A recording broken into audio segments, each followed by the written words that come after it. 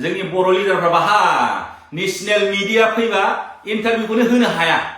जेबोखौनो बुंनो हाया नेशनेल मिडियाआव नोंथांमोना नुबाय बे मणिपुरनि जेला मणिपुराव दावराव जादों होनबा कुकी मैथै बिसिबां डिबेट खालामदों बिसोरो पार्लामेन्टआव नेशनेल मिडियाआवबो बिसिबां डिबेट खालामदों बिसिबां थरख खालामलायदों नुबाय बिराद काउन्टार होदों जोंनि बर' लिडारफ्रा हायो नामा गैया लासिं सिं मानो होनबा जोंनाव मोजां सोलोंथाइ गैया जुदि मोजां सोलोंथाइ नांगौ होनबा जोंनो मोजां सोलोंथाइ नाङा दिनै नायदो दाना नोंसोर 500 थाखानि थाखाय भट होदोंमोन जौ खापसेनि थाखाय नोंसोर भट होदोंमोन दा मा लामाजों लांगासिनो दं जोंनि बर' लिडारफ्रा जोंनि जेसेबांखि दा पलिटिकल पावार एन्जय खालामदों सेस मानो होनबा बिसोरो बिटिसिनि इलेक्सनावबो गाग्लोबगोन एसटि मोननाय लोगो लोगो केन्डिडेट गसंनो हाबाय इलेक्सनाव कम्पिट खालामनो हाबाय आरो बे स्टेटनि एसेम्बलि एमएलए बाहायबो जेसेबांखि एसटि रिजार्भ सिट दङ बाहाय गासिबो बिसोरो गावसिनि बिजाथिखौ गसंहोगोन गैला हो थांदो दाना दिसपुरनि आसामनि राजधानियाव थांबावदो दाना आरो जुदि बिसोरो बिटिसिआव गासिबो 70% बे रिजार्भआव गावसिनि केन्डिडेटखौ होजोबबाय देरहाजोबबाय दाना लादो नोङो बिटिसिआ सालायबावदो न' लासिं सिंले जोंनि बर' लिडारफोर बे बिटिसिआ जोंनि बर' हारिनि थै दान होनानै लाबोनायसो गोबांथार मानसिफ्रा आन्दालनाव बुथारजाबाय जोंनो बर'लेण्ड नांगौ होननाय बे बर'लेण्ड सोमावसारनायनि नामावहाय गोबांथार जोंनि बर' बिमा जोंनि बर' बिब' बा बिनानाव रेप खालामजाबाय अयथासार खालामजाबाय सोरहाबा फिसालाफ्रा बुथारजाबाय बे साननै सानथाम बे सियाराव जिरायनो मोननायनि थाखायनो हारिखौ फानबाय खुलुमबाय गुड मर्निं नोंथांमोनहा बयबो आंखौ आरोबाव खावलायदों कमेन्टनि गेजेरजों मोनद' हारिनो जुदि एसटिखौ होमारोबा बर'फोरनि थाखाय मा खहा जागोन दिनै आङो बे भिडिअनि गेजेरजों नोंथांमोननो आंनि बुजिनायखौ एसे फोरमायलांनोसै फार्स्ट मा खहा जागोन जोंनि बर' पलिटिकल लिडारफ्रानो बे एसटिखौ होनो नागिरदोंना बयनिफ्रायबो खहासिनानो जागोन जेब्ला मोनद' हारिखौ एसटि होनाय लोगो लोगो जोंनाथ' बे बड'लेण्ड एरिया बाहाय एसटिनि रिजार्भेसन दङ ट्राइबेल बेल्ट एन्ड ब्लक एरियायाव नोङो एमपिआनो जा एमएलएआनो जा बेनिफ्राय जोंनि बे बिटिसिनि इलेक्सन एमसिएलएआनो जा बाहाय एसटिनि रिजार्भेसन दं जुदि एसटिखौ मोनमारोबा मा जागोन जोंनि बर'नि पलिटिकल लिडारफोर मा जागोन मिन्थिगौ नोंथांमोनहा गावनि आथिङावनो गावनो रुवाजों दाननानै लानायसो जादों एसटि मोननाय लोगो लोगो मा जागोन बिसोरबो मोनसे पलिटिकल पार्टी खुलिगोन पलिटिकल पार्टी खुलिनानै जेसेबांखि एसटि सिट बाहाय बिसोरो गावसिनि मानसिखौ होगोन नोंथांमोनहाथ' मिथिखायो गुबुन नन एसटि मानसिफोर बिसोरथ' मालाबाबो बर'नो भटखौ होनाय नंखाया होगोन बिसोर मालाबाबो बर'फोरखौ सैखाया बिसोरो बर'नो भट होगोन होआ होनब्ला नायदो बाहा एसटि नांगौ नामा एसटि नांगौ ना नाङा होननाया बाहा सेस गावनि ओंखामखौनो गावनो फोजोबनानै लानाय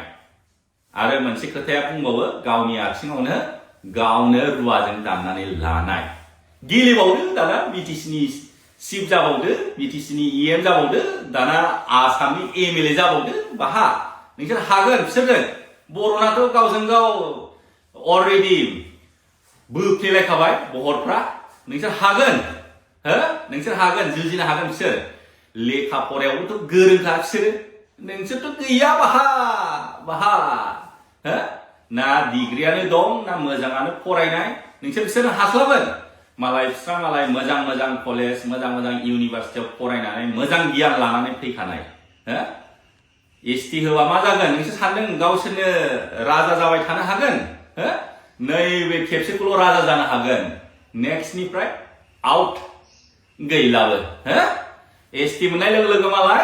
गावसिनि हारिनि केन्डिडेटखौसो होसिगोन मानो होनबा बिसोरबो इलिजिबल जाबाय जोंनि बिटिसि आवथ' 70% एसटि रिजार्भ होमबा जेसेबांखि बे एसटि रिजार्भ जायगा बाहाय बिसोरो गावसिनि केन्डिडेटखौ गसंहोगोन गावसिनि केन्डिडेटआ गसंनाय लोगो लोगो ओरै आखाइ खब्बाय गुबुन नन ट्राइबेल हारिफ्रा बर'खौ सैखाया ओरैनो होमबा गेल्लागब दाना बिटिसिनि चिफ जाबावदो बिटिसिनि चिफ बिटिसिनि EM हागोन हाया बे बिटिसिआ जोंनि बर' हारिनि थै दान होनानै लाबोनायसो गोबांथार मानसिफ्रा आन्दालनाव बुथारजाबाय जोंनो बर'लेण्ड नांगौ होननाय बे बर'लेण्ड सोमावसारनायनि नामावहाय गोबांथार जोंनि बर' बिमा जोंनि बर' बिब' बा बिनानाव रेप खालामजाबाय अयथासार खालामजाबाय सोरहाबा फिसालाफ्रा बुथारजाबाय हो बे आन्दालन खालामनायाव आन्दालन खालामनानै जोङो BSc मोनबोदों BSc नि उनावहाय BTC मोनबोदों आरो नै दा 2020 आव BTR मोनदों होमबा बोरो नोंथांमोनहा ओरैनो जाम्बा जाम्था बे बर' बिमा बर' फिसाखौ बुथारहोबाय रेप खालामहोबाय दा थाङै थुङै आराम रेडिमेड जाजोब्बाय गासिबो हो बेखौ गुबुन हारिनोसो आराम जाहोनो थाखाय नोंथांमोनहा बे BTCखौ लाबोबाय होमबा आन्दालनखौनो खालामनाङामोन बेबायदि राननानै जानो लुगैदोंबा नोंथांमोनहा हो राननानै जानो लुगैदोंबा मानो दावहा नांनांदों मानो आन्दालन खालामनांदों एसे बुजिनानै ला बिनि थाखायनो सोलोंथाइया very important जोबोद गोनांथि आं सिगाङावबो भिडिअ बानायदोंमोन जोंनो मोजां सोलोंथाइ नांगौ मोजां सोलोंथाइ मोनबासो जोङो राजखान्थिखौबो मोजाङै सालायनो हागोन जोङो मोजां सोलोंथाइ मोनोबा मोजां लिडार मोनगोन मोजां लिडार मोनोबा जोङो राजखान्थिखौबो जोङो मोजाङै सालायनो हागोन आरो मोजां सोलोंथाइ मोनोबा जोङो फालांगिखौबो मोजाङै मावनो हागोन रांखान्थियाबो फैगोन जोंनि बर' हारियाव बाहा मोजां सोलोंथाइ दं गैया बे लकेलावल' फरायबाय दुगा जाबाय एसे गामि बारबानो गैला थनथ्र'नानै थाबाय नाथाय बे गुबुन हारिफ्रा नायदो मालाय मोजां मोजां कलेज मोजां मोजां स्कुलाव फरायनानै डिग्री लाजोबनाय बिसोरो कनफिडेन्ट भाषायावबो आखा फाखा हो लिरनाय फरायनाय गासिबो आयदायाव हो जोंनि बर' लिडारफ्रा बाहा नेशनेल मिडिया फैबा इन्टारभिउखौनो होनो हाया जेबोखौनो बुंनो हाया नेशनेल मिडियायाव नोंथांमोना नुबाय बे मणिपुरनि जेला मणिपुराव दावराव जादों होनबा कुकी मैथै बिसिबां डिबेट खालामदों बिसोरो पार्लामेन्टआव नेशनेल मिडियायावबो बिसिबां डिबेट खालामदों बिसिबां थरख खालामलायदों नुबाय बिराद काउन्टार होदों जोंनि बर' लिडारफ्रा हायो नामा गैया लासिं सिं मानो होनबा जोंनाव मोजां सोलोंथाइ गैया जुदि मोजां सोलोंथाइ नांगौ होनबा जोंनो मोजां सोलोंथाइ नाङा दा नोंथांमोनहा बुजिनो हाबाय सेथि खहाया मा जागोन जोंनि पलिटिकल पावारा दंस जागोन मोनद' हारिनो एसटि होनाय लोगो लोगो जोंनि जेसेबांखि दा पलिटिकल पावार एन्जय खालामदों सेस मानो होनबा बिसोरो बिटिसिनि इलेक्सनावबो गाग्लोबगोन एसटि मोननाय लोगो लोगो केन्डिडेट गसंनो हाबाय इलेक्सनाव कम्पिट खालामनो हाबाय आरो बे स्टेटनि